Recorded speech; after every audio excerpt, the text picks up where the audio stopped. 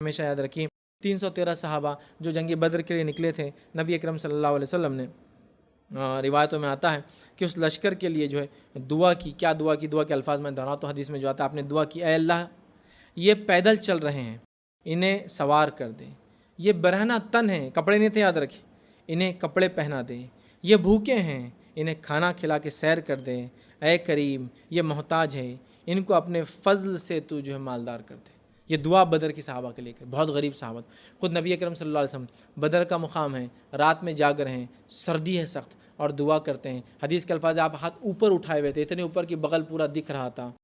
اور آپ نے جو کپڑا لباس پہنا تھا وہ ایک چادر تھی، چادر کو بیچ میں سے کاٹ دیا تھا اور سر میں سے ڈال دیا تھا، آدھی آگے تھی آدھی پیچھے تھی.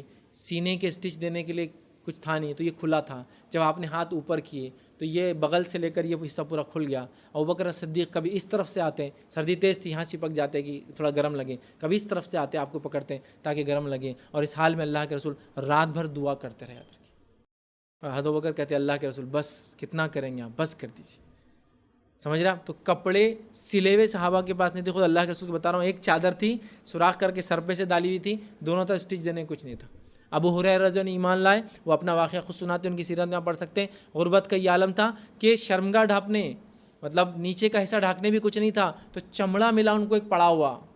وہ چمڑے کو لے کے آگے لگا لیا اور ایک ٹکڑے کو پیچھے لگا لیا اور دونوں کو کانٹے سے باندھ دیا. لیکن پرابلم یہ تھی جب رکوع کرتے نماز میں تو وہ چھوٹا تھا، اوپر کچھ نہیں تھا، تھائی سے نیچے پورا کھلا تھا، خالی بیچ کا پارٹ چھپا ہوا تھا اور وہ بھی کانٹوں سے اس کو پن کر دیا تھا کہ کھل نہ جائے.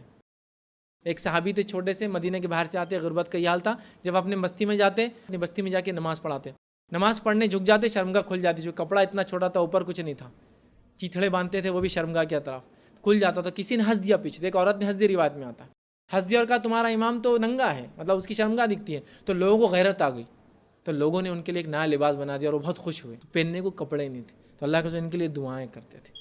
وفد آتے تھے، غریب وفد. ایک بار ایک یمن کا وفد آیا، اتنا غریب، روایت میں آتا، چیتھڑے پہنا ہوا، ٹکڑے تھگے لگے ہوئے، صرف جہاں کپڑا ہے کپڑا، باقی ننگے. اللہ کے رسول ان کو دیکھا، آپ رو پڑے کہ یہ کیا غربت ہے. آپ نے ان کے لیے دعائیں کی، صحابہ سے کہا ان کے لیے کچھ لاؤ. لوگوں نے اتنا لایا کہ سب کو کپڑے اور کھانے کو مل گیا. تو آپ نے امت کا تصور رکھا، فرد، شخص، خاندان، قبیلہ اپنا، اس کا نہیں، ایک امت کا رکھا اور امت کو آگے لے گئے. یہ ایک اکنامی کے لیے بہت ضروری ہے کہ اس کے سرمایہ کار لوگ، مالدار لوگ امت کا تصور لے کے چلے. امت کا تصور، اپنا ڈیولپمنٹ تو ہوگا ہی، امت کا ڈیولپمنٹ لے کے چلے. اس کا بھی اجر ملے گا، اپنے کمانے کا بھی اجر ملے گا. اور